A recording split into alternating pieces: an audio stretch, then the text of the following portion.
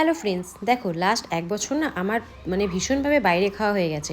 কারণ অফিসের জন্য বাইরে যেতে হতো, তার জন্য লাঞ্চটা কিন্তু আমার বাইরেই হয়ে যেত। তো ভাবলাম যে এখন থেকে আর বাইরে খাওয়া নয়, যা খাবো বাড়িতেই বানিয়ে খাবো। তো আজকে ভাবলাম যে অল্প ফ্রাইড রাইস বানিয়ে নিই, কারণ বাড়িতে অনেক সবজি ছিল যেগুলো ফ্রাইড রাইসে দিতে পারবো। তো তার জন্যই ভাবলাম ফ্রাইড রাইস বানিয়ে নিই। দেখো কথা বলতে বলতে আমার ভাতটাও রেডি হয়ে গেছে আর সবজিগুলোও কাটা হয়ে গেছে। তো দেখো প্যানটা গরম করে তেল গরম করে দিচ্ছি, অল্প ঘি দিয়ে দিচ্ছি।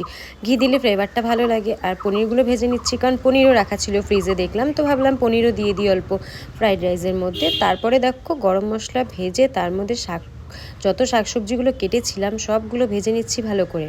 আর দেখো কত কালারফুল লাগছে, দেখেই খেতে ইচ্ছে করে। আর সত্যি কথা বলতে গেলে ফ্রাইড রাইসটা কিন্তু আমি তেমন একটা ভালোবাসি না, বাট হাজব্যান্ড ভালোবাসে, তার জন্যই বানাচ্ছিলাম। দেখো এখানে সবজির মধ্যে অল্প গোলমরিচের গুঁড়ো দিয়ে দিচ্ছি, তাহলে একটু ঝাল ঝাল ভাবটা আসবে। তারপরে দেখো ভাতগুলো ঢেলে দিচ্ছি। তো মোটামুটি আমার ফ্রাইড রাইসটা কিন্তু বানানো হয়ে গেছে, আর খেতেও কিন্তু দারুণ হয়েছিল। আর ঘি যেহেতু দিতে হয় ফ্রাইড রাইসের মধ্যে, ঘি না দিলে তো টেস্টটা আসে না। তার জন্য আমার ফ্রাইড রাইসটা অত খেতে ইচ্ছা করে না, আমার কিন্তু চিকেন দিয়ে ভাতটাই ভালো লাগে। বাট কী করবো, নিজে না খেলেও তো অন্যের জন্য বানাতে হয়, হাজব্যান্ডের জন্য বানাতে হয়, বাকি সবাই আছে বাড়িতে, ওদের জন্য বানাতে হয়। তো দেখো ফ্রাইড রাইস আর চিকেন রেডি হয়ে গেছে।